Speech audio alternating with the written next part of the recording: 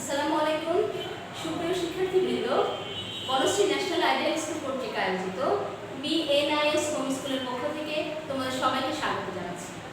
আশা করি তোমরা ভালো আছো। আমি শামিমা শিরিন, সহকারী শিক্ষক বাংলা বিষয়। আজ আমি পঞ্চম শ্রেণীর বাংলা বিষয়ের দুটি গুরুত্বপূর্ণ টপিক ফর্ম পূরণ এবং যুক্তবর্ণ বিভাজন নিয়ে তোমাদের সাথে আলোচনা করব।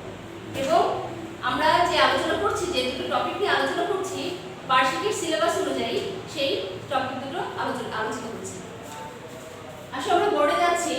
প্রথমে আমরা যুক্তবর্ণ বিভাজন নিয়ে আলোচনা করব। আমরা ছোটবেলা থেকে যুক্তবর্ণ বিভাজন করেছি এবং এর সাথে নতুন শব্দ শিখেছি।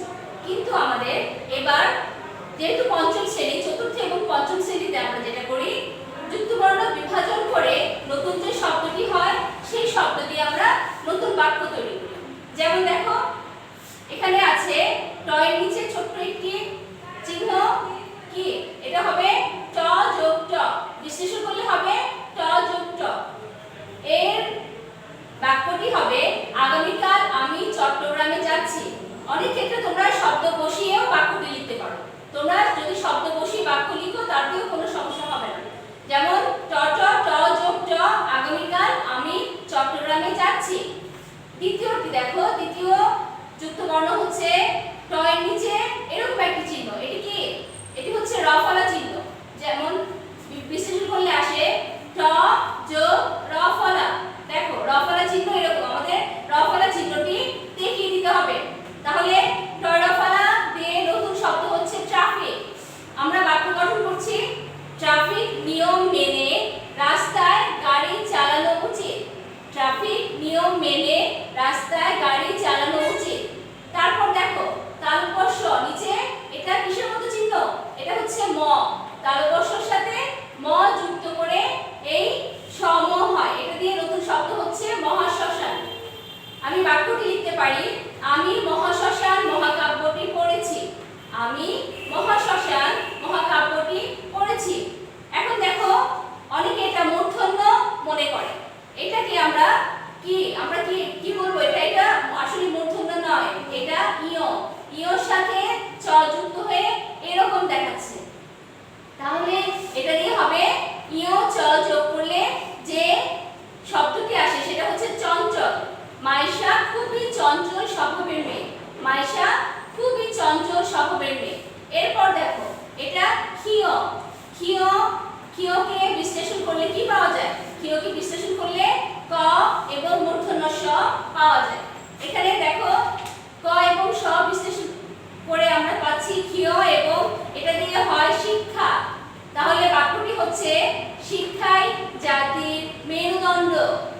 এরপর দেখো ক্ষীয়, আমরা কিন্তু এই দেখো হ যোগ ম, যেমন ব্রহ্ম, হ যোগ ম এই চিহ্নটার সাথে এবং এই বর্ণটির সাথে এই বর্ণ ক্ষীয় বর্ণটিকে কিন্তু আমরা অনেক সময় মিলিয়ে ফেলি বা আমরা কনফিউজ হয়ে যাই। সেক্ষেত্রে এটা হবে, দেখো উপর থেকে নিচে আসবে চিহ্নটি, এটা হচ্ছে হ যোগ ম। এটা দিয়ে শব্দ হচ্ছে ব্রহ্মপুত্র একটি নদীর নাম। ব্রহ্মপুত্র একটি নদীর নাম। দন্ত স আর থ বিশ্লেষণ করলে এরকম হবে, যুক্ত বর্ণটি হবে দন্ত স হ এর মতো। এটা হবে অবস্থান। যেমন নদীর ওপারে অবস্থান করছিল রাজাকার বাহিনী। নদীর ওপারে অবস্থান করছিল রাজাকার বাহিনী। এখন দেখো ইয় যোগ জ, ইয় জ, এটাতেও কিন্তু তোমরা অনেকে মূর্ধন্য ন ভেবে থাকো, তো এটা হবে ইয় যোগ জ। কুঞ্জে কুঞ্জে পাখিরা গান করে, এটাতে হবে কুঞ্জে কুঞ্জে পাখিরা গান করে। এবার দেখো বর্গীয় জ এর সাথে ইয় যোগ করলে যুক্তবর্ণ হয় এটি। তার মানে জ যোগ ইয় বিশ্লেষণ করলে এটা পাওয়া যায়। শব্দটি হবে জ্ঞানী অথবা জ্ঞান। আমি বাক্য লিখেছি, জ্ঞানী লোককে সম্মান করো। এরপর দেখো রেফ মূর্ধন্য স। আমরা কিন্তু অনেক ক্ষেত্রে শিক্ষার্থীরা এই ভুলটা করে থাকি। আমরা দেখা যাচ্ছে বেশিরভাগ ক্ষেত্রে মূর্ধন্য স আগে লিখো, স বর্ণটি আগে লিখে রেফ বর্ণটি পরে লিখছি। অনেক ক্ষেত্রে ভুল করে আমরা এটা করি, কিন্তু এটা কিন্তু হবে প্রথমে রেফ। আমরা প্রথমে রেফ লিখবো, তারপর মূর্ধন্য স লিখবো। তাহলে রেফ যোগ মূর্ধন্য স, নতুন শব্দ হচ্ছে নববর্ষ।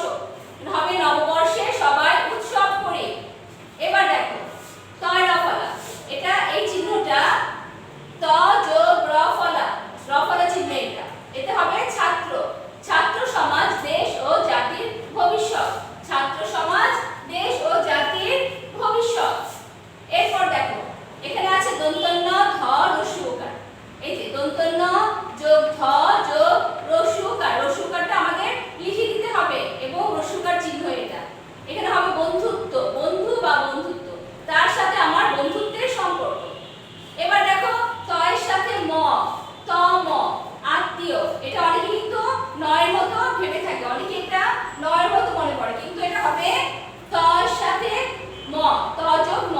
ছাত্র ছাত্রীদের আত্মপ্রত্যয়ী হওয়া উচিত, আত্মীয় বা আত্ম, এরকম শব্দটি হবে।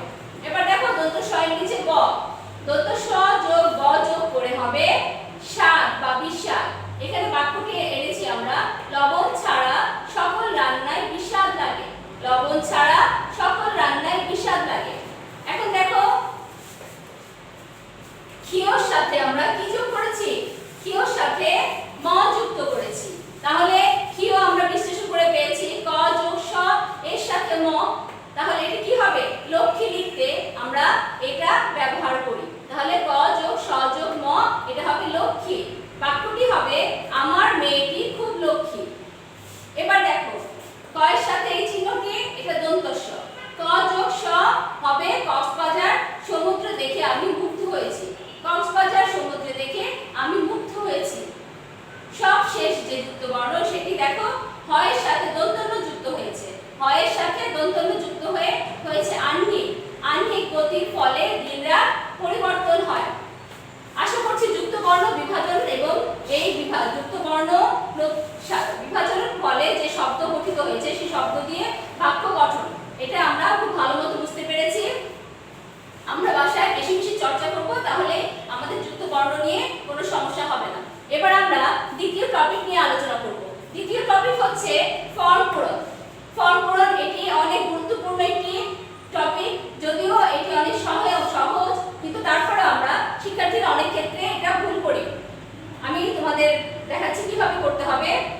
মনে করো তুমি রাইয়ান রহমান, আমাদের প্রশ্নটা এরকম হবে, মনে করো তুমি রাইয়ান রহমান, তুমি পঞ্চম শ্রেণীতে পড়ো, তোমার বিদ্যালয়ের নাম ঢাকা আদর্শ প্রাথমিক বিদ্যালয়, তোমার বিদ্যালয়ের নাম ঢাকা আদর্শ প্রাথমিক বিদ্যালয়।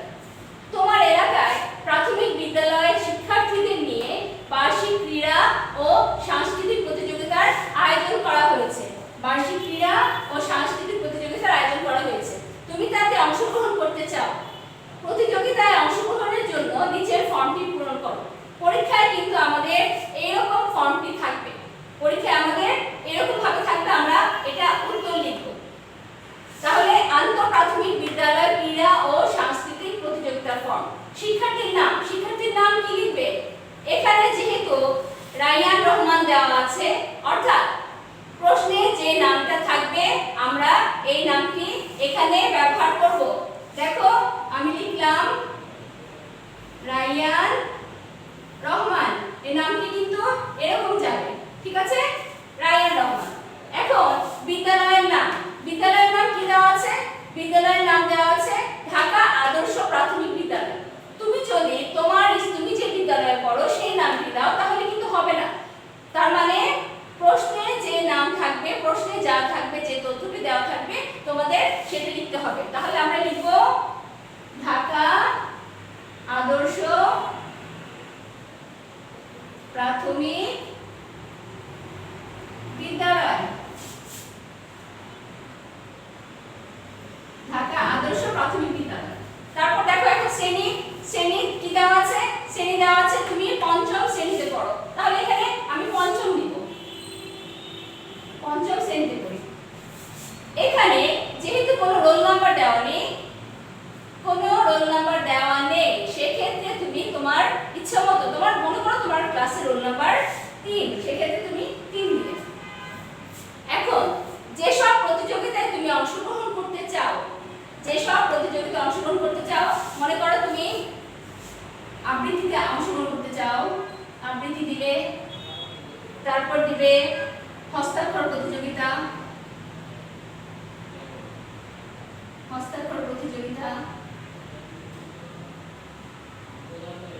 এরপর তুমি যদি একটি ক্রীড়া 100 মিটার দৌড়, তোমার সুবিধা মতো তুমি এরকম দিবে। তবে আমি আরেকটু বলে দিচ্ছি, এখানে বিদ্যালয়ের নাম, এক্ষেত্রে কিন্তু তোমরা অনেকে ভুল করো।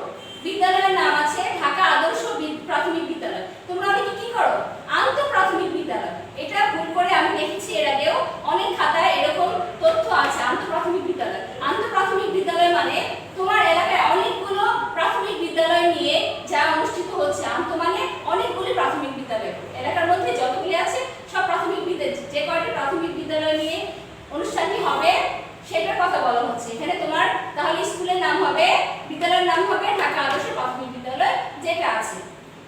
দেখো সব শেষে এখানে আছে প্রধান শিক্ষকের স্বাক্ষর। প্রধান শিক্ষকের স্বাক্ষর তোমরা দিতে পারবে না, সেই ক্ষেত্রে তুমি তোমার স্বাক্ষরটি দিবে। তোমার স্বাক্ষর কি? তোমার স্বাক্ষর তুমি এখানে লিখেছো তোমার নাম রাইয়ান রহমান, সেই ক্ষেত্রে তুমি তোমার স্বাক্ষর রাইয়ান রহমান দিতে পারো, অথবা এটা তোমার স্বাক্ষর দিবে তুমি রাইয়ান রহমান। আশা করছি তোমরা ফর্ম পূরণটি বুঝতে পেরেছো এবং এরকম ভাবে তোমরা ফর্মটি পূরণ করবে। আমরা আজ যুক্ত বর্ণ এবং ফর্ম পূরণ নিয়ে আলোচনা করলাম।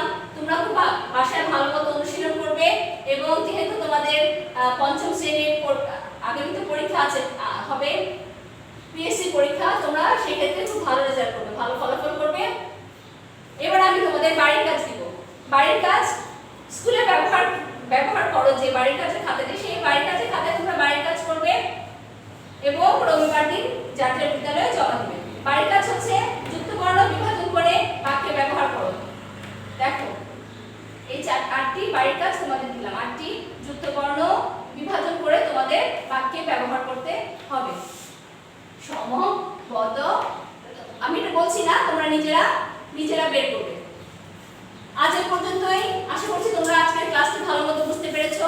বার্ষিকী সিলেবাসের আলোকে যেহেতু আমরা ক্লাসটি দিচ্ছি, তোমরা বার্ষিকের জন্য ভালো মতো প্রিপারেশন নাও। সবাই ভালো থেকো। ধন্যবাদ সবাইকে। আসসালামু আলাইকুম।